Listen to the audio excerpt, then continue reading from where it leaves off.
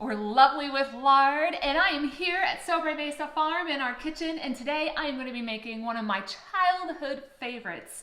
And let me tell you, I actually kind of forgot about it, and my mom was visiting a couple of weeks ago, and she brought the recipe, and she made it for our family, for my boys and my husband and I. Instant memories started flooding back into me, and I'm like, warmed my heart, warmed my soul, and I loved this when I was growing up. And so I am actually going to be calling this Cleo's pumpkin custard, because this is something that my grandma Cleo always made, and my mom took on that role when my grandma stopped making it. And it's such a yummy, quick, easy recipe that anybody can make it and impress any of their friends. So with that being said, let's get started. And with that, I have a bowl. This is something that we just dump everything together super quick, and voila, it's ready to go into the oven. I have my oven back here going. I actually do not have it going. I forgot to start that. And we're gonna start it at 325 degrees. Oh, can you hear my amazing dog in the background? He might just serenade us this whole video, hopefully not. I think you've seen his tail before. His name is Mario. He's a giant Labradoodle who thinks he is this big, mighty dog.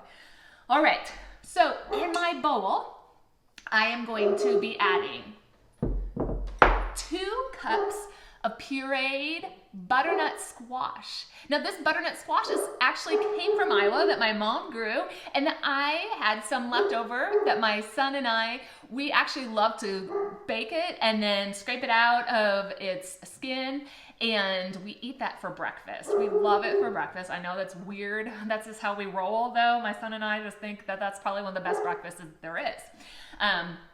So we add 2 cups of butternut squash. You can also do 2 cups of cooked pumpkin, or guess what? If you don't have cooked pumpkin or cooked butternut squash, you can grab yourself a can of pumpkin, and you can use that too.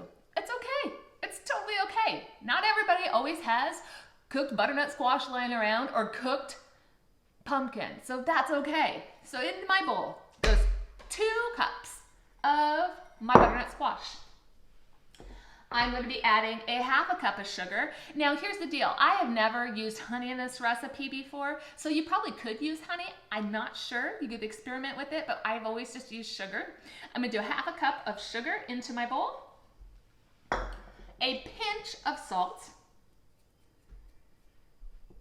I have in here my spices that are in here. I have a teaspoon of cinnamon, and the spices you can play around with too, however you want.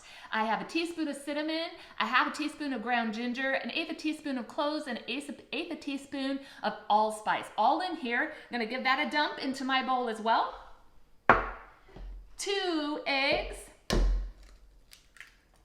Just throw those guys in there. 1, 2, and then to that, we are actually going to be adding 1 12-ounce can of evaporated milk. We grab my can opener back here and we'll get that in there. Now, my mom mentioned to me today that something that she has tried, and I have not tried it, and I am totally gonna try it sometime, is she has used 12 ounces of coconut milk, canned coconut milk. And I'm like, that is such a great idea, right? That would add such a unique flavor to this. So the next time I make it, I'm definitely gonna try the coconut milk, but just 12 ounces. You don't want the whole 14-ounce can, but 12 ounces, because the more liquid it is, the harder it is going to get it to set up. So we're gonna add this 1 can in there.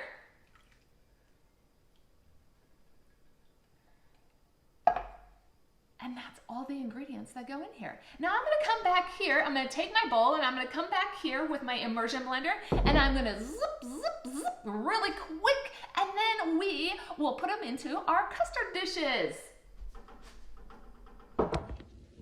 So here we are, we're gonna go ahead and take the immersion blender, and we are just gonna mix this up super quick, make it nice and silky smooth. We're gonna put it on a high speed. And if you don't have an immersion blender, you can use a mixer, a hand mixer.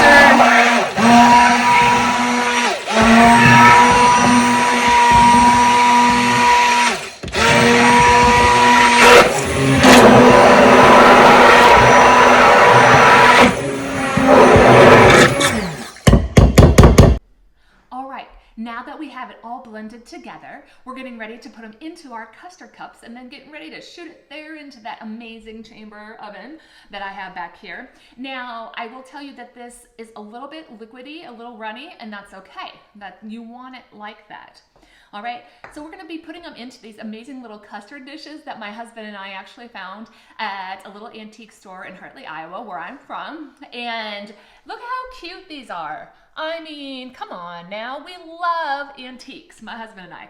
Anytime we travel, anytime we go anywhere, guess what we're doing? We're gonna go to an antique store, a flea market, anything we can do that has fun stuff in there. We're constantly exploring, constantly seeing what we can find in different areas of the United States. We love doing that. Even when we travel abroad, we love looking at antique stores. We love seeing what there is out there. And so anyway, so we're gonna be using these amazing little custard dishes, and I'm just gonna fill them all up with my liquid, and I'm just using a smaller measuring cup. And you can fill them all the way to the top. You can fill them just with one little scoop.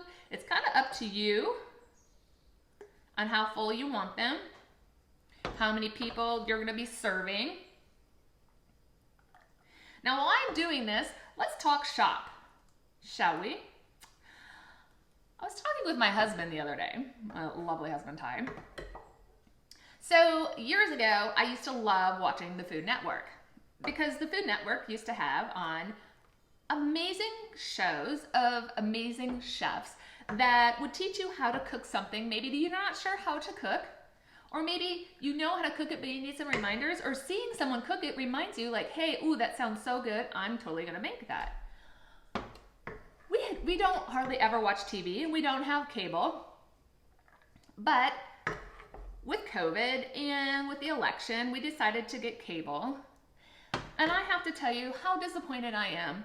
I feel like there's not very many good cooking shows on anymore. It seems like they're all competitions, which I love. Don't get me wrong, I love that too, but I want some good cooking shows. You know, like, teach me something, teach me. I love watching that. Okay, so right now it looks like I have 7 cups that could be filled. I don't have enough for an 8th one, so I'm gonna go through here and I'm gonna just top off all of these just with a little bit more. And so I put them all on a cookie sheet, if you've noticed that I was doing that. And what we're gonna do is we're actually going to be putting these in the oven on a cookie sheet. Now, they need to be in a hot water bath. And so what I'm gonna do, what I like to do is I like to go ahead, because I'm such a klutz, I mean, serious certified klutz. I'm gonna go ahead, put my pan in the oven, and then I'm gonna be adding some water to it. And a hot water bath, just really, honestly, truly, I'm gonna grab my water here. Hold on a second. Oh, you can see my dog's head right there.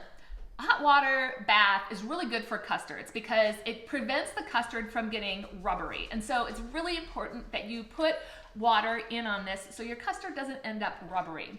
Now, at the very end, when you're done with this, top it with whatever you want. You don't have to have a topping. You could top it with Cool Whip if Cool Whip is your guys' family's thing.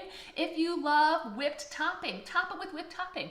Let me tell you, this is like pumpkin pie without the crust. Come on now, I know I love my crust, don't get me wrong, but pumpkin pie filling without the crust, let me get an amen. Yeah, that's something that speaks to my heart, and I'm sure it will with your family and friends. All right, so now that I have this all ready to go, we're gonna pop it in the oven.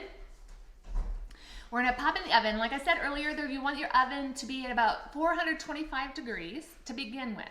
And we're gonna do the first 15 minutes at 425 degrees, and then we'll reduce it and cook it for another 45 minutes. And we're gonna reduce it and cook it 45 minutes at 350 degrees. So I'm gonna come back here, I'm gonna get ready to pop this in the oven, and as soon as I get that in the oven, I'm gonna pour my water on it to give it their hot water bath that it needs. Like I said, I would totally spill all of this water.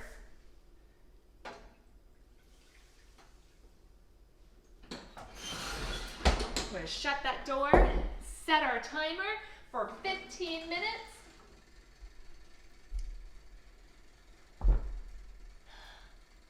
I hope that you find this easy and fun to do, and that it's just as satisfying to eat as it is to make. From our farm to your house, may you have an amazing, blessed day.